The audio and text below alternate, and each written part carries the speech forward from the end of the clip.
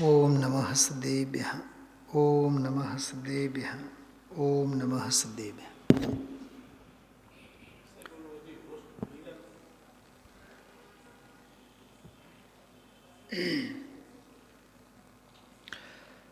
આપણે આમ ગયા અઠવાડિયે મંગલાષ્ટકનો એક સ્વાધ્યાય લીધો હતો 2 શ્લોકો ઉપર.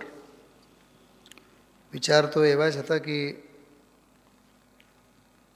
ગઈકાલે કે આજે મંગલાષ્ટકના જ બાકીના કાવ્યો ઉપર સ્વાધ્યાય લઈએ.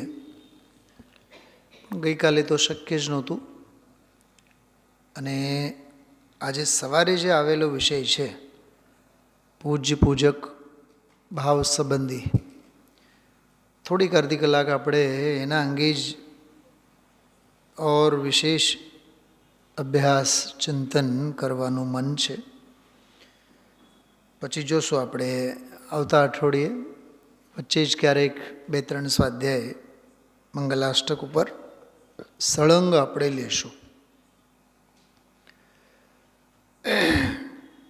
જો એક હોય છે પૂજ્ય પૂજક સંબંધ અને એક હોય છે પૂજ્ય પૂજક ભાવ. શું કીધું? પૂજ્ય પૂજક સંબંધ અને પૂજ્ય પૂજક ભાવ. પૂજ્ય પૂજક ભાવ કહેતા જ્ઞાનીના સમ્યક દૃષ્ટિના તત્વ નિર્ણયવંતના ચિત્તમાં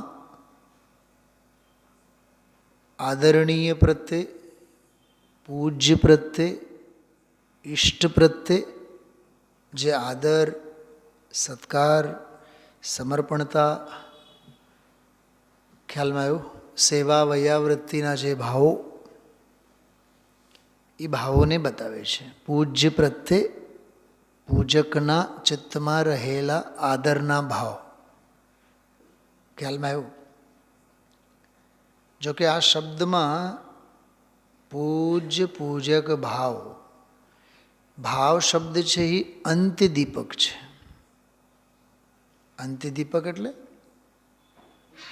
આ મોટો હોલ છે, સમજો. અહીંથી એન્ટર થઈએ આપણે. અહીંયા દીવો નથી, વચ્ચે નથી, સાવ છેલ્લે એક દીવો છે. પણ એ દીવો ત્યાં તો પ્રકાશે છે, પણ વચ્ચેના ભાગને પણ પ્રકાશિત કરે છે, શરૂઆતના પ્રારંભના ભાવને પણ પ્રકાશિત કરે છે. આદિદીપક, મધ્યદીપક અને અંત્યદીપક શાસ્ત્રોમાં આવતા 3 શબ્દો છે. આદિદીપક, મધ્યદીપક અને અંત્યદીપક. પહેલાં, વચ્ચે અને છેલ્લે. કામ તો બધે કરે. વચ્ચે હોય તો બેઉ બાજુમાં કરે, પહેલાં હોય તો પછીના બધા ભાગને લાગુ પડે, છેલ્લે હોય તો પહેલાંના બધા ભાગને લાગુ પડે. ખ્યાલમાં આવ્યું? જેમ કે આદિદીપક છે સમ્યક દર્શન જ્ઞાન ચારિત્રાણી મોક્ષ માર્ગ. તો દર્શન જ્ઞાન ચારિત્રાણી મોક્ષ માર્ગ એ આગળ છે. સૌથી પહેલો છે સમ્યક.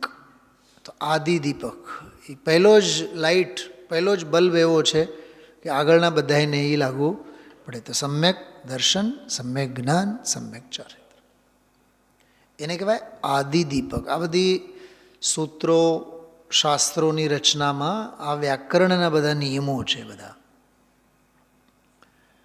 એટલે શબ્દો અને પદો એ આદિદીપક એમ. હવે આપણે મધ્યદીપકની વાત કરીએ. તત્વાર સૂત્રનો 2જો અધ્યાય. ઔપશમિક ક્ષાયિકો ભાવો મિશ્રશ્ચ જીવસ્ય સ્વતત્વ મૌદયિક પારિણામિકૌ છે. લાંબો સૂત્ર છે. હવે ઔપશમિક ક્ષાયિકો પછી ભાવો શબ્દ આવ્યું, પછી ઔદયિક પારિણામિક કરે પછીના ભાવો. તો પહેલાંના ભાવો, પછીના ભાવો, બંનેને બેઉ તરફના બધાને જ લાગુ પડતો એ ભાવવાળો શબ્દ છે. ઔપશમિક ભાવ, ક્ષાયોપશમિક ભાવ. ખ્યાલમાં આવ્યું? એવી રીતે એને કહેવાય મધ્યદીપક. આવા ઘણા બધા દૃષ્ટાંતો આવે. અંત્યદીપકનું એક બહુ જોરદાર ઉદાહરણ છે. નમો અરહંતાણમ, નમો સિદ્ધાણમ, નમો આયર્યાણમ, નમો વજ્જાયાણમ. બરાબર? હવે નમો લોએ સવસાવણમ. હવે એમાં જે નમો લોએ છે એ નમો લોએ સવ અરહંતાણમ, નમો લોએ સવ સિદ્ધાનમ, એટલે પહેલાંના બધા જ ચારેય પદોને એ લાગુ પડે. તે અંતિદીપક એટલે મુકેલ છે છેલ્લે મૂકેલો છે, પણ પહેલાંનાને બધાને લાગુ પડે. એમ અહીંયા કહે છે ભાવ શબ્દ જે છે એ અંતિદીપક છે જ કેટલા? 2 શબ્દો છે. હા, તો એ 2 અર્થ કરવાના એના, પૂજ્ય ભાવ અને પૂજક ભાવ. શું કીધું કમલેશ કુમાર? શું કીધું? પૂજ્ય ભાવ અને પૂજક ભાવ. હવે જો, જે આદર્શ ભાવ છે એ પૂજ્ય ભાવ છે, એ સર્વસ્વ ભાવ છે એ પૂજ્ય ભાવ છે, જે ઇષ્ટ ભાવ છે એ પૂજ્ય ભાવ છે, જે આદરણીય ભાવ છે એ પૂજ્ય ભાવ છે, અનુકરણીય ભાવ છે એ પૂજ્ય ભાવ છે. ઇંગ્લિશમાં કહીએ આઇકોન ઇઝ પૂજ્ય ભાવ. જે અમારો આદર્શ છે એ અમારે માટે સર્વસ્વ છે, જેને જોઈને આપણે ઘડાતા હોઈએ છીએ. આઈડલ. અને જનરલ વાત ચાલે છે, એ તો જનરલ વાત.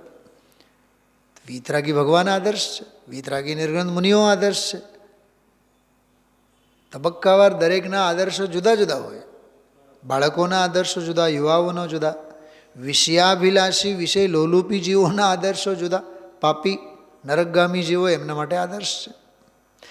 ધન લોભી જીવને માટે ધનવાનો આદર્શ, વૈરાગ્યના માર્ગે રહેનારને વિરક્ત નિર્ગ્રંથ મુનિ ભગવંતો આદર્શ, અભ્યાસુને જ્ઞાની એ આદર્શ. એમ દરેકમાં લેવાનું.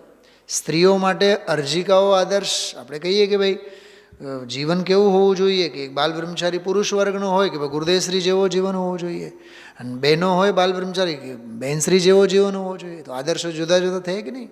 એક વ્યક્તિગત નહીં લેવાનો કોઈ દિવસ. આદર્શ એક વ્યાપક શબ્દ છે. ખ્યાલમાં આવ્યો? સારું તે મારું. તો જે સારું છે ને એ આદર્શ છે, સર્વસ્વ છે નહીં. તો પૂજ્ય ભાવ અને પૂજક ભાવ. તો પૂજ્ય ભાવ એટલે આદર્શ અને આદરણીય અને સત્કારવા લાયક જે પણ દેવ ગુરુ ધર્મ. જો થોડીક વાત શાંતિથી સમજો. પૂજ્ય એટલે કોઈ જીવતી જાગતી વ્યક્તિ જ નહીં. મંદિર પૂજ્ય છે કે નહીં, જેની પ્રતિમા પૂજ્ય છે કે નહીં, અરે પંચકલ્યાણકોના કાળ પૂજ્ય છે કે નહીં, બોલો. સોનગઢ આપણે જઈએ, સમિતિમાં ભોજન પાન કરશો, મંદિરના સંકુલનમાં કરશું? નહીં કરીએ. કેમ કે એ ક્ષેત્ર મંગલ છે, પૂજ્ય છે. બોલો. તો દ્રવ્ય ક્ષેત્ર કાળ ભાવ જે આદરણીય છે, જે વીતરાગ ધર્મમય ભાવોથી સંકળાયેલો છે, એ પછી જીવ હોય કે અજીવ હોય, જડ હોય, દ્રવ્ય હોય, ક્ષેત્ર હોય, કાળ હોય, ભાવ હોય, ગમે તે હોય, પૂજ્ય કહેવાય. એટલે જેનામાં પૂજ્યતાના ગુણો હોય, પૂજાના ગુણો જેનામાં હોય, પૂજવા લાયક ગુણવત્તા જેનામાં હોય એને પૂજ્ય કહેવાય. અચ્છા, ગુણસ્થાનોની આગમની પરિપાટીએ વિચારીએ, સંયમ પૂજ્ય છે. શ્રદ્ધા જ્ઞાન ચારિત્ર્યમાં સંયમ પૂજ્ય છે. ખ્યાલમાં આવ્યો? અષ્ટદ્રવ્યો વડે આપણે પૂજા કોની કરીએ છીએ? પૂજ્યની. કોણ છે એ પૂજ્ય? વીતરાગી ભગવાન. અષ્ટદ્રવ્યો વડે પૂજા નીચેના ગુણસ્થાનવાળાની નહીં થાય. પહેલાવાળાની, બીજા ત્રીજાની તો નહીં જ થાય, ચોથાવાળાની પણ નહીં થાય, પાંચમાવાળાની પણ અષ્ટદ્રવ્ય વડે પૂજા નહીં થાય. દેવ શાસ્ત્ર ગુરુની પૂજા, એમાં ગુરુ ત્યાંથી ચાલુ થાય. છઠ્ઠે સાતમે ગુણસ્થાન વર્તી મુનિરાજ. બોલો, કેટલું આમ પૂજ્ય શબ્દનો વ્યાપક કેવો ભાવ મગજમાં હોવો જોઈએ.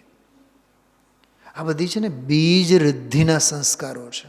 હમણાં મેં અહીંયા સ્વાધ્યાયમાં આવતા પહેલાં કમલેશભાઈ યુગલજી બાબુજીનો એક 10-12 મિનિટનો એક ક્લિપ સાંભળીને આવ્યો.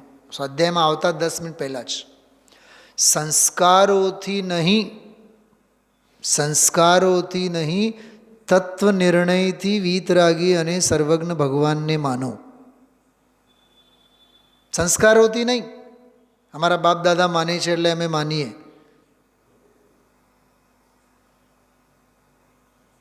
અમારે ત્યાં તો 50 વર્ષની પરંપરા હાલે છે, અમે તો આમ જ માનીએ. બાપ દાદાની પરંપરા ધર્મમાં નથી ચાલતી. એને દેખાદેખી કુલ પરંપરાથી ધર્મધારક વ્યવહારાભાસી મિથ્યા દૃષ્ટિ કહેવાય. ધર્મમાં બાપ દાદાની પેઢી હાલે. ટોડરમલજી સાહેબે મોક્ષ પ્રકાશકમાં દાખલો આપેલો છે. કોઈ ચોરી કરતો પકડાય, એને પૂછવામાં આવે કે કાં ચોરી કરી? કે અમારા બાપ દાદાઓ બધાએ ચોરી કરે છે. તો શું એને છોડી મૂકવામાં આવે? બોલો વકીલ સાહેબ, દંડને જ પાત્ર છે નહીં. ખ્યાલમાં આવ્યું? એટલે આમ વિવેક બુદ્ધિથી પરીક્ષા પ્રધાની થવાનું. ગુરુદેવશ્રીના વ્યક્તિત્વના અસંખ્ય પાસાઓમાં મને સૌથી મોટો પાસો પસંદ પડે છે પરીક્ષા પ્રધાની. આંખ બંધ કરીને નહીં માનો, આંખ ખોલીને વિચારીને સ્વીકારો. પરીક્ષા પ્રધાની. ગુરુદેવશ્રીના સંપ્રદાયના તમે અનગિનત પ્રસંગો એ સંભળાવે છે આપણને. પાત્રા રંગવાનો પ્રસંગ હશે તમારા ત્યાં, પાત્રા રંગવાનો પ્રસંગ અમે નહીં માનીએ. ગુરુદેવ હીરાજી મહારાજ કહે તો જાઓ પાત્રા વિનાના ગુરુને શોધી લાવો. લાવ્યા ને, જો આ આચાર્ય કુંદકુંદ અમારા પાત્રા વિનાના ગુરુ છે. આ પરીક્ષા પ્રધાની. હમણાં કેટલી વાર બોટાદ સંપ્રદાયની બધી વાતો કરી છે. અમે તમારામાં આવ્યા એટલે કે તમારી વાત અમે માની જ લઈએ એમ નહીં હાલે. એટલે ઘણા લોકોમાં ફફડાટ બહુ હતી. નહીં, કાનજી મહારાજને કાંઈ કહેતા નહીં, ને તો મૂકીને વયા જશે. કોઈ કંઈ કહે નહીં સામેથી, એ જે કહે એ પ્રેમથી બોલો. એમાં એ પુણ્ય હાજર હોય. પુણ્ય પણ પુણ્યશાળી. પુણ્યની સેવા કરીને પુણ્ય પણ પુણ્યશાળી. ગુરુદેવશ્રીના જીવનને તમે બારીકાઈથી જુઓ ને તો પુણ્યની પણ ક્વોલિટી કઈ જાતની હોય એ સમજાય.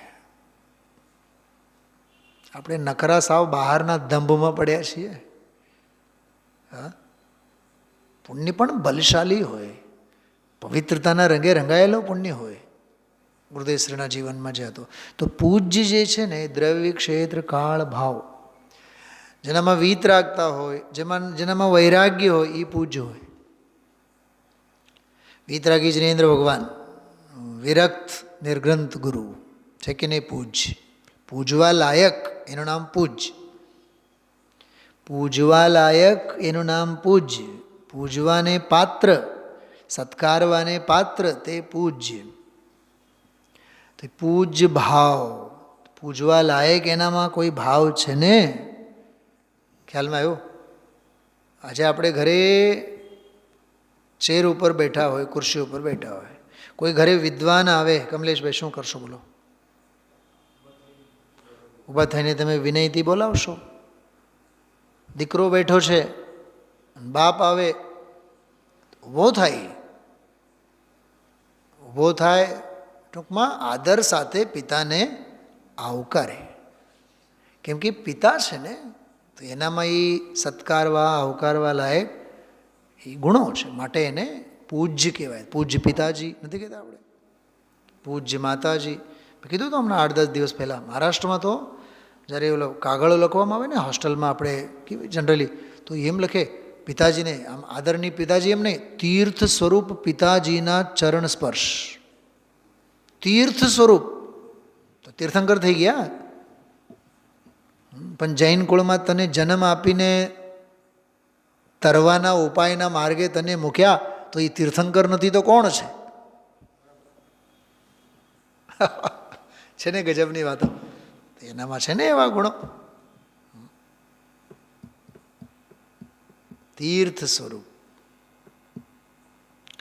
તો જે પૂજવાના, આદરવાના, સન્માન કરવાના, અરે અપનાવવાના ગુણો, અપનાવવા લાયક, આત્મસાત કરવા લાયક, આપણા કલ્યાણ માટે આત્મસાત કરવા લાયક એવા ગુણો જેનામાં હોય એને પૂજ્ય કહેવાય.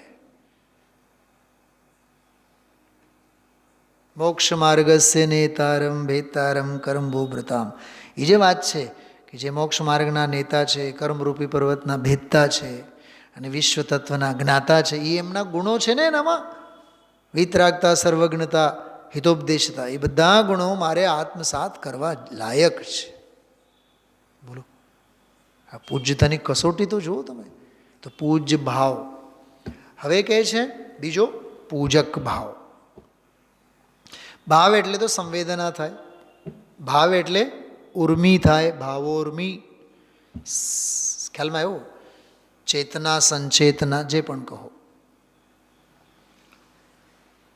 પ્રશસ્ત પરિણામ.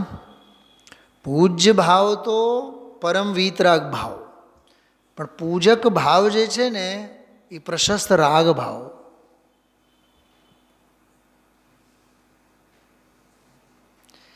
પૂજ્ય વેદી પર વિરાજમાન હોય, પૂજક નીચે જમીન પર બેઠા હોય. શું કીધું? અરે પૂજારી ક્યાં બેઠા હોય? પૂજા કરનાર ક્યાં હોય? વિદ્યા અર્જન કરનારા ક્યાં હોય?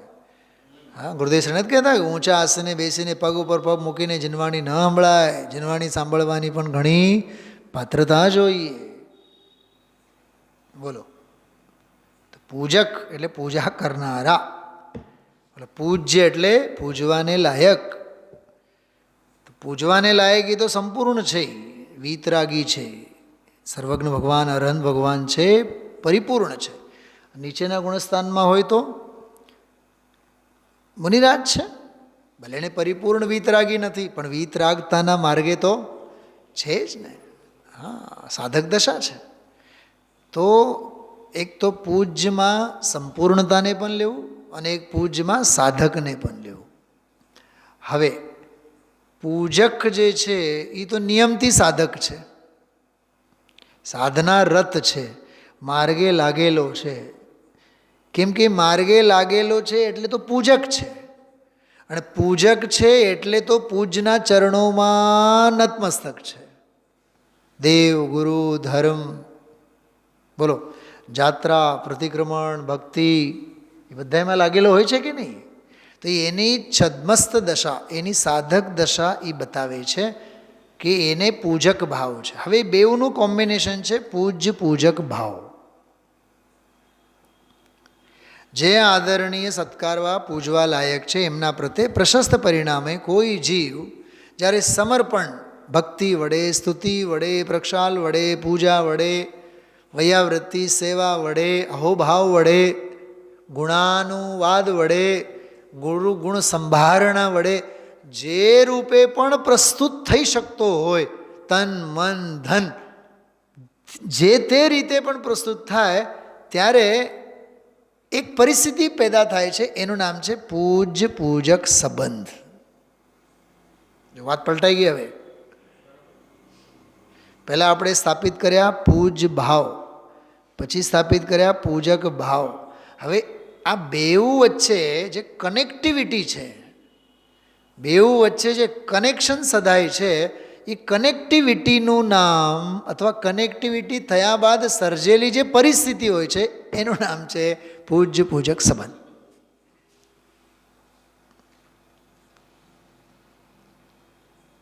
હું બહુ માઇન્ડ સેટ કરીને આ વિષય લઉં છું, બહુ પરફેક્ટ માઇન્ડ સેટ કરીને. મને જ્યાં સુધી આત્મસંતોષ નહીં થાય ત્યાં સુધી હું વિષય નહીં લઉં. શરૂઆતમાં મેં કીધું હતું ને, એક હોય છે પૂજ પૂજક ભાવ, બીજું હોય છે પૂજ પૂજક સંબંધ. તો પૂજ પૂજક ભાવનું જ બાય પ્રોડક્ટ છે પૂજ પૂજક સંબંધ. હવે આત્મા તો અબંધ. તો કોણ પૂજ્ય ને કોણ પૂજક? કહે છે કે સર્વથા નહીં. પહેલા અપેક્ષા સમજો. સાધક દશામાં અસ્થાન રાગ વંચનાર્થમ પંચાસ્તિકાય અસ્થાન રાગ વંચનાર્થમ કદાચિત જ્ઞાનીનો અપી ભવતી. શું કીધું? અસ્થાન રાગ વંચનાર્થમ, ખોટી જગ્યાએ લાગતા ઉપયોગને ટાળવા. સ્પષ્ટ શબ્દ છે. અસ્થાન, ઓટલા ઉપર બેસીને ચોવટ કરવી અસ્થાન છે. સ્વાધ્યાય ભવનમાં બેસીને સ્વાધ્યાય કરવો એ સ્થાન છે. બોલો કેટલો ફેર છે ને? ગજબની વાતો. 4 જણા સાથે ઊભા થઈને ગપાટા મારવા એ અસ્થાન રાગ છે. અને ભગવાનની સામે એકલા એકલા ઊભા પણ સ્તુતિ સ્તવનના ભાવમાં હોય એ સ્થાન છે. શું કમલેશભાઈ? હા, સ્વાધ્યાયના સમયે સ્વાધ્યાય આદિકમાં પ્રવૃત્તિ કરવી સ્થાન છે. અને સ્વાધ્યાય વગેરેના સમયે અન્યત્ર ઉપયોગને ભમાવવું એ અસ્થાન રાગ છે. મહાપાપનું કારણ છે ને? ગજબની વાતો.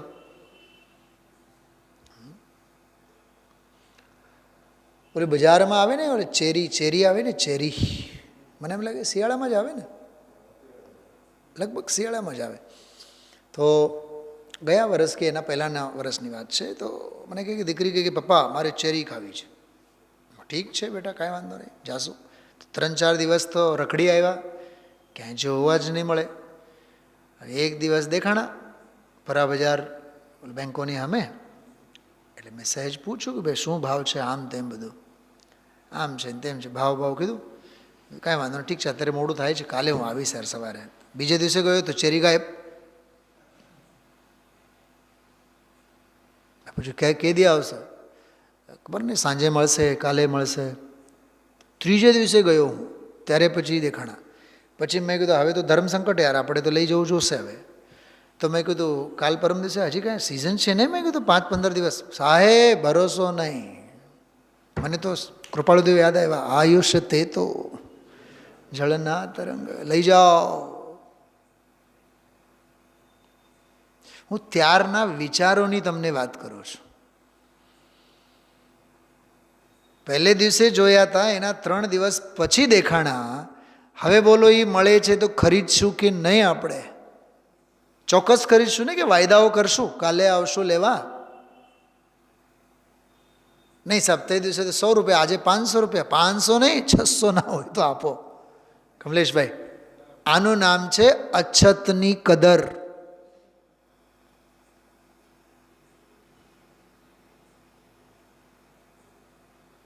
ગઈકાલ રાત્રિના પ્રવચનમાં ધ્યાન ગયું હોય તમારે, છતી અછતી ગુરુદેવશ્રી એક બોલ બોલ્યા હતા. છતીને અછતી કરી નાખી અને અછતીને છતી કરી નાખી.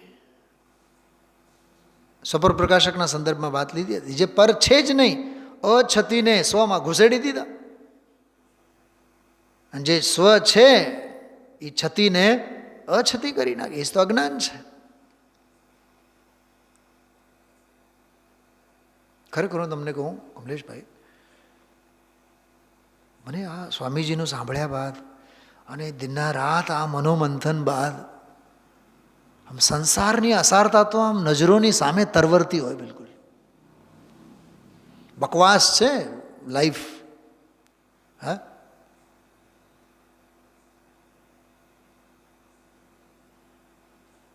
ખ્યાલમાં આવે છે. હોળી છે, હોળી કશાયોને, બીજું કશું જ નથી. શું છે ચમક દમક બધું બહારનું બતાવો. હે, ઘડીકમાં તબિયત ઠેકાણે.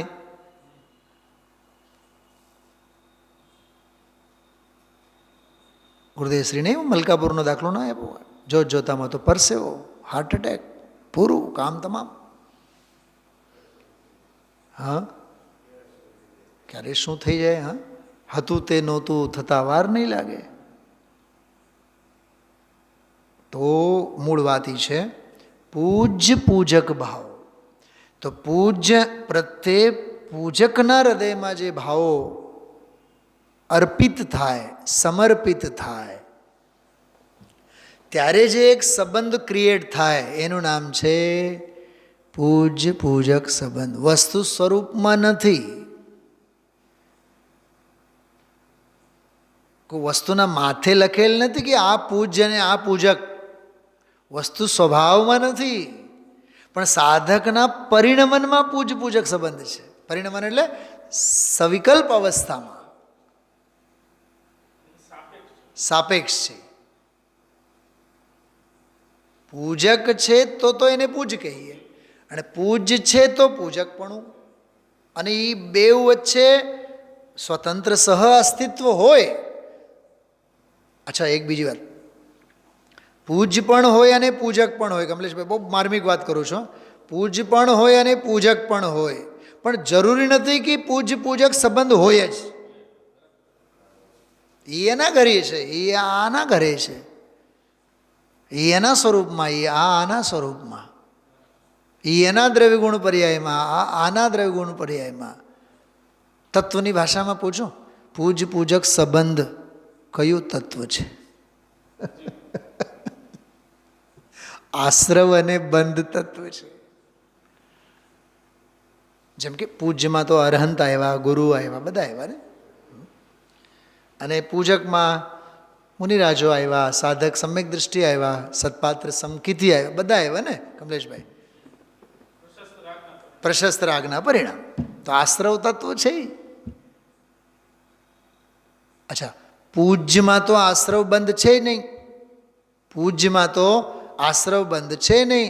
અને પૂજક પોતાના સ્વરૂપમાં ડૂબી ગયા તો આશ્રવ બંધ નથી, તો સંબંધ જ ક્યાં? બધે અબંધ. તું તારી ઘરે, હું મારી ઘરે. એ જ વાત કરું છું હું તમને. હા, મન જ્યારે નિર્મળ પરમાત્મામાં ભળી ગયો તો કોની પૂજા? કોણ પૂજ્ય અને કોની પૂજા? કોણ પ્રક્ષાલ કરે એવું લખ્યું છે એમાં.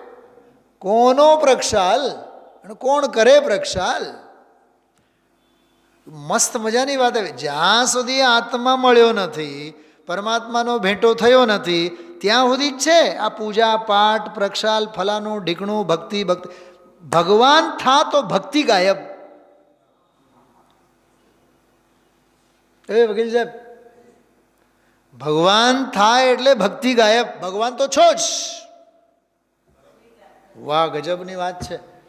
ભગવાન તો છો એ દ્રવ્ય સ્વભાવની જાહેરાત, ભગવાન થાવ એ પર્યાયની જાહેરાત, અને નહીં થાવ તો ભક્તિ તો છે જ. એ આશ્રવ અને બંધ સંસારની જાહેરાત કરો આખી જિંદગી.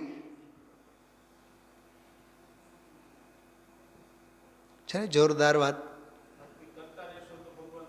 અને આપણે ગાઈએ, ભક્તિ કરતા છૂટે મારા પ્રાણ. હજી મરવાના લક્ષણો છે.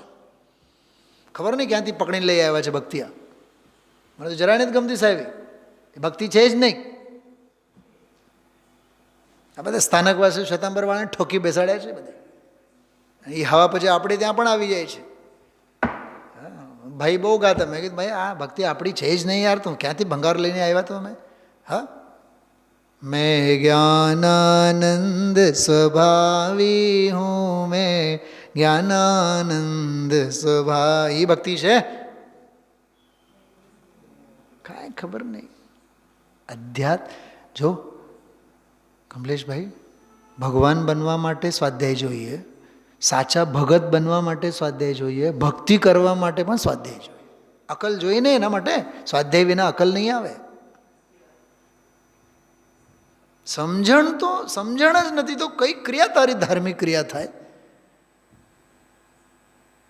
ખરેખર હું તો બહુ હૃદયપૂર્વક ડૉક્ટર ભારીલ સાહેબ પ્રત્યે તો ગુરુ તરીકે એને હું મારું સર્વસ્વ સમર્પણ કરું છું. એવા ઠોકીને અમને સમજાવ્યા છે ને, ક્યારે કઈ ભક્તિ કરાય, કોની સામે કઈ ભક્તિ કરાય, એ અકલ વાપરવી જોઈએ હંમેશા. ત્યાં આપણે એવું થોડુંક બોલવાના છે, ચંદ ક્ષણ જીવન કે તેરે રહે ગયે. સિમંદર ભગવાને સંભળાવવાનું. પહેલી વાત, એ ભક્તિ જ નથી, એ ભજન છે. મંદિરમાં ભજન ન હોય, મંદિરમાં ભક્તિ હોય. શાસ્ત્રી કરે ભણે તો સમજાય. હું ઘણી વાર જોઉં છું હમણાં જ એક સભામાં ઓઠમનું પ્રાર્થના સભા હતી. હું તો ભાગ્યો તરત જ 5-7 મિનિટ બોલ્યા બાદ ભક્તિ ચાલુ થઈ. તુમ્હારે દર્શ બિન સ્વામી મુझे નહીં. કેવળ રાગને લીધે, એના લય અને રાગને લીધે એને વૈરાગ ભક્તિ નથી, દેવ ભક્તિ છે, દેવ સ્તુતિ છે.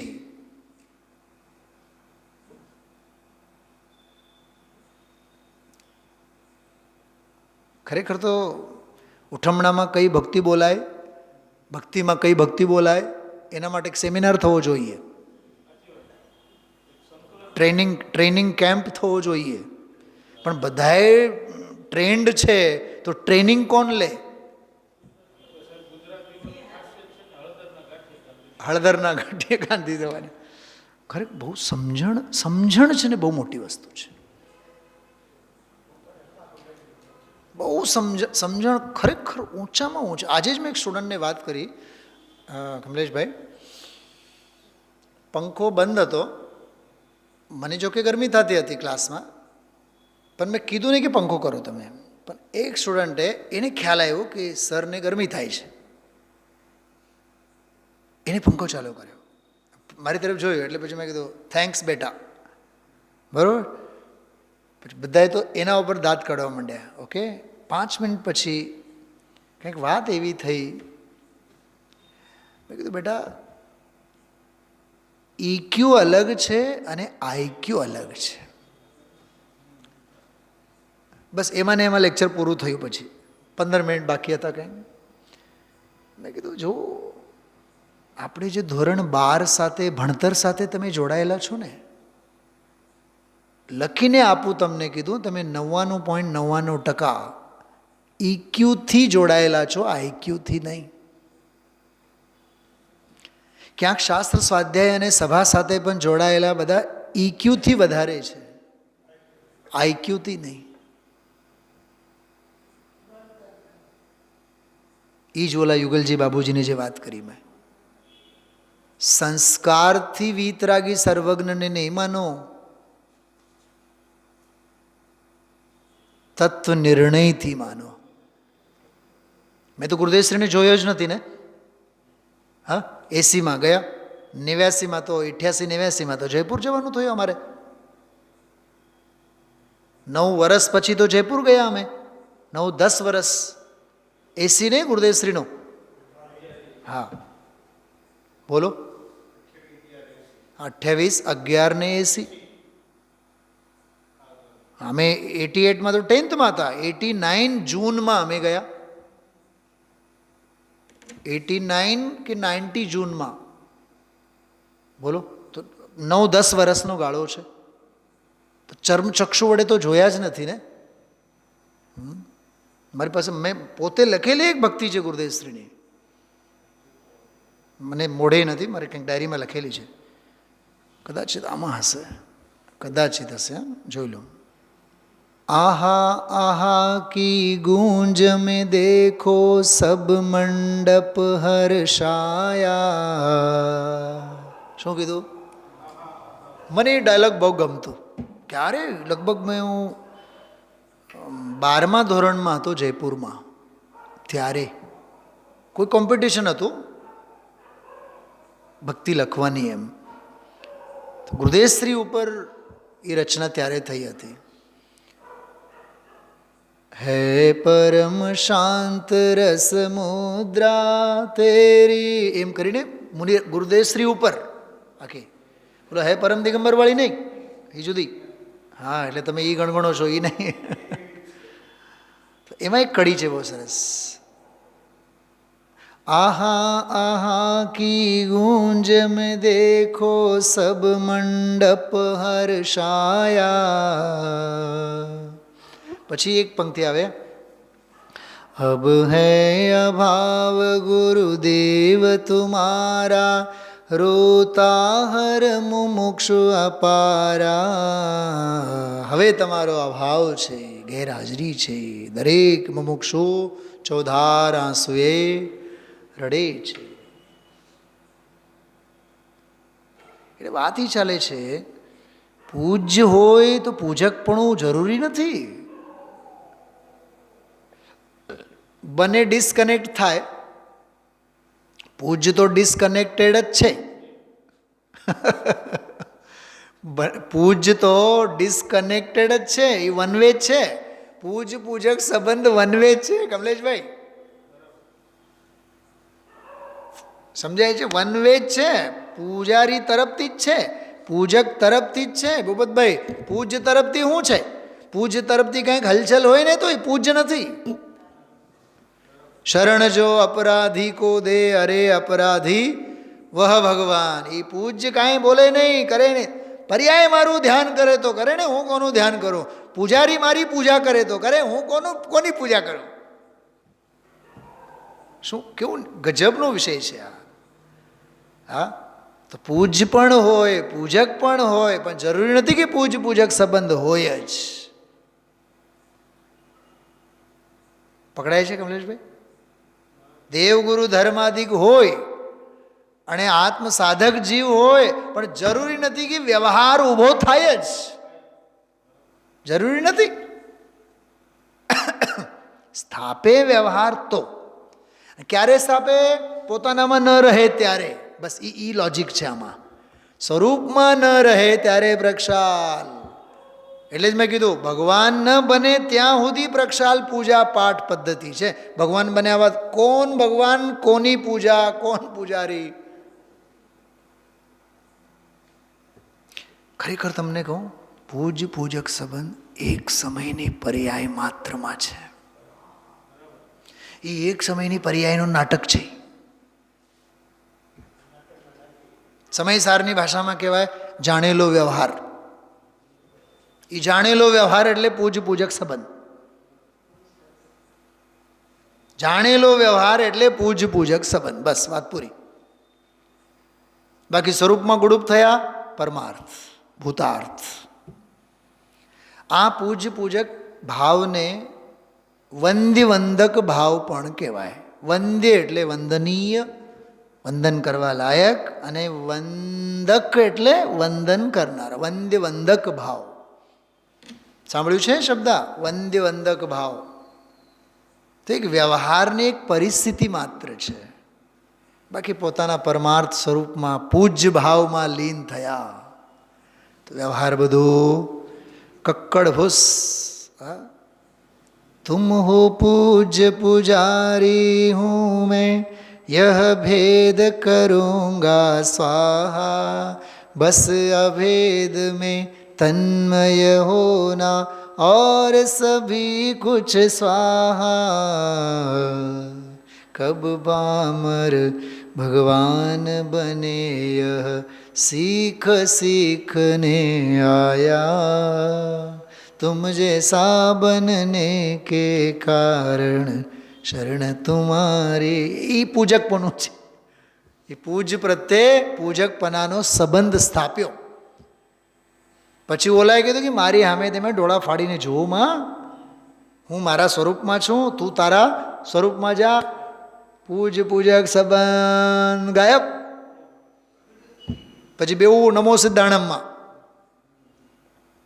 છે ને. ગજબની વાત બધી. હા, બહુ સરસ પ્રકરણ છે.